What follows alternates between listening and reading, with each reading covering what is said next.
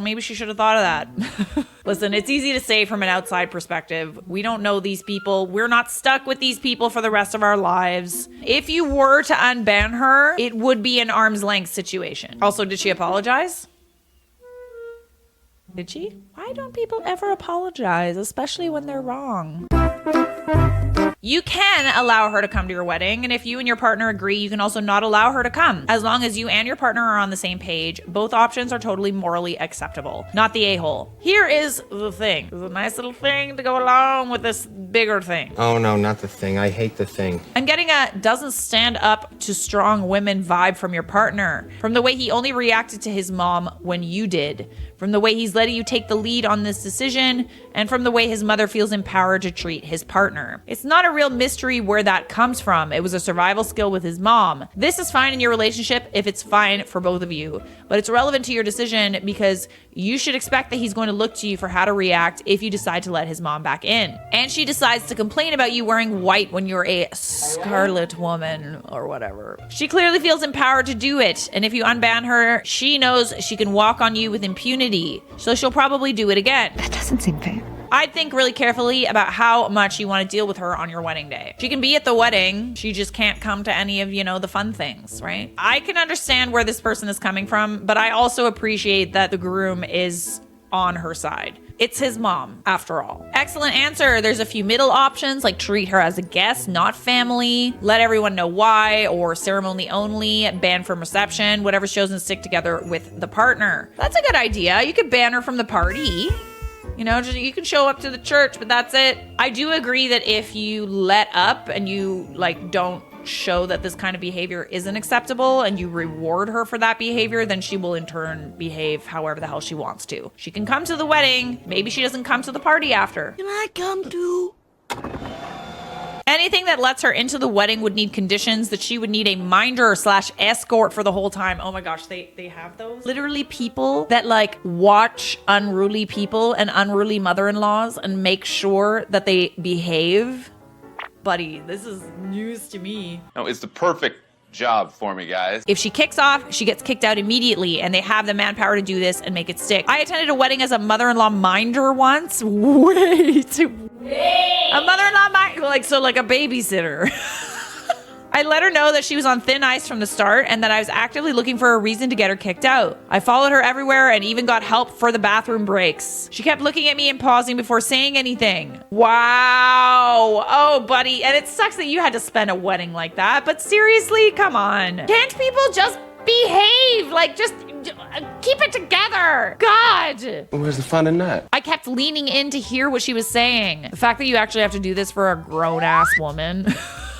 Overall, it was exhausting, but worth it for the bride and groom. Kudos to you, smoky cat. First time I've heard of a mother-in-law minder, but what a great solution for lots of weddings. And kudos to you for doing this for this couple. Yeah, literally, I'm very taken aback. I don't know if you guys have ever heard of this before. If you have, let me know. But the fact that you even need a mother-in-law minder.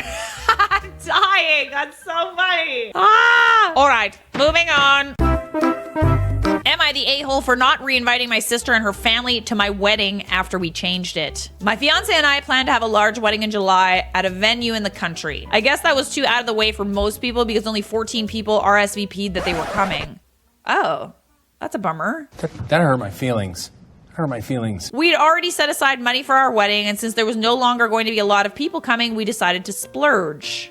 14 people? Really? People travel for weddings all the time. So we asked everyone who RSVP'd that they were coming if they could take a few extra days off for a longer trip to Hawaii, all expenses paid by us. Everyone said yes, so we started booking tickets and suites at this nice resort. Hawaii is expensive too. Have a wedding in Hawaii, it's gonna run you tens of thousands. And the fact that you're covering the expenses for everybody is honestly a really great solution. Because then you're rewarding the people who said they would show up. And you also got to have a way better wedding in Hawaii.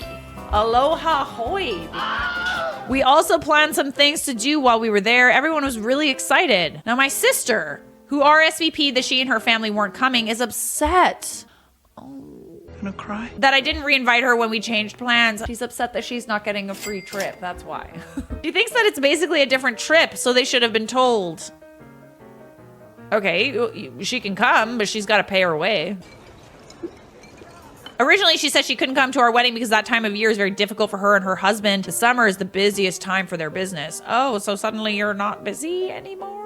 They have a landscaping business. Also, she said traveling that far with all her kids would be difficult because of the long car ride. It would have been around a 3-hour drive from where she lives, depending on where you are. Like, it's pretty far to go to Hawaii. Like, I'm just saying, like, I loved it, but that was that was a long trip. So it doesn't make any sense to me for her to say she can go on a longer trip even farther away. Yeah, like, she literally lied to you and told you a reason, and clearly that reason is a lie because now she's totally fine with going on a trip to Hawaii. The plane trip is 9 hours long. Also, she says it's unfair because our brother and his family gets to go while hers doesn't.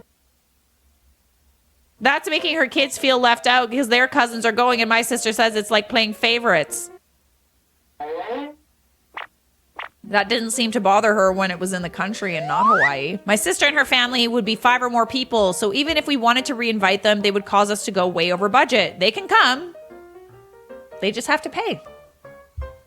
Not gonna say it. The only other option would be to drastically downgrade the trip we already promised to everyone. Absolutely not. Nope. Nobody. Nope. Absolutely not. It just seems totally unfair to everyone else, but my sister also thinks I'm being unfair and says we pulled a reverse bait and switch. I'm gonna pretend you didn't just say that. Okay, you're not the a-hole. Like, absolutely not. Maybe you should have told her about the trip. Then you wouldn't have had the opportunity to hear her reasons, which directly contradict why she couldn't come to your wedding in the first place and didn't think it was important enough when it was in the country. And now all of a sudden that it's in Hawaii and it's all expenses paid, she suddenly wants to come.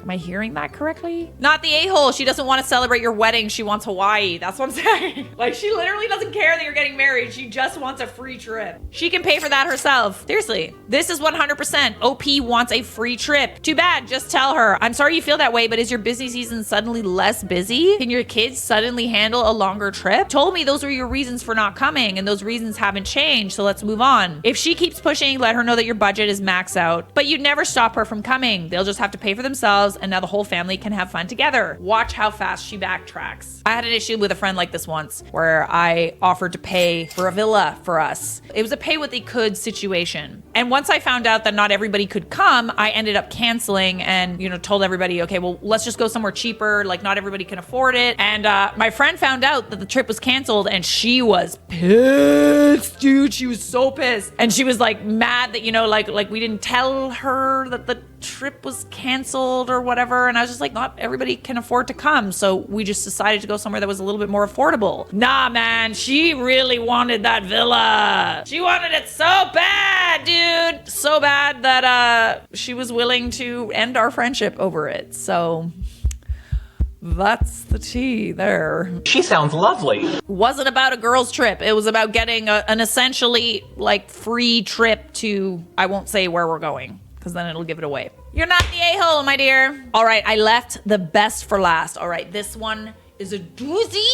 Attention! Let me get him! Am I the a-hole for telling the truth in the wedding toast? I'm a 30-year-old male and my best friend got married last week. I just bought a house and my wife is expecting our son in November. So I let him know I was limited in what I could contribute financially, but I did tell him I would try my best. So I went to the bachelor party in Maine, I rented a tux and paid for mine and my wife's dinner at the rehearsal dinner. I also had a gift of $300 that I was gonna give them, but we will get to why I didn't give it to them. His, now wife, then fiance, texted me multiple times a day with updates. Fine. I didn't always respond, and I got to the point where if I didn't respond at least once a day, I got a call from my buddy. I have a full-time job, and I'm redoing some rooms in my house, so I'm busy. She texted me for the following reasons. My wife was not allowed to talk about her pregnancy at all. She didn't want anyone to focus on that more than her, the bride. Oh, buddy. She was not going to order special food for my wife. No one asked her to. My wife was fine with whatever she was going to be served. Please pack up your knives and go. I was not helping the groom enough. He had to help her with favors, seating charts, and programs, so I had to help him with those things according to her. She also said to get ready to help with thank you notes after the wedding. She said if I was a true best man, I would offer to pay for the bar bill. I don't even know what that means. What? Okay, it's giving Bridezilla. She had to reread and approve my speech before the rehearsal and wanted to be included as much as my buddy. She told me to make up things if I had to. Well, so just lie. Just lie. Nobody else is gonna know.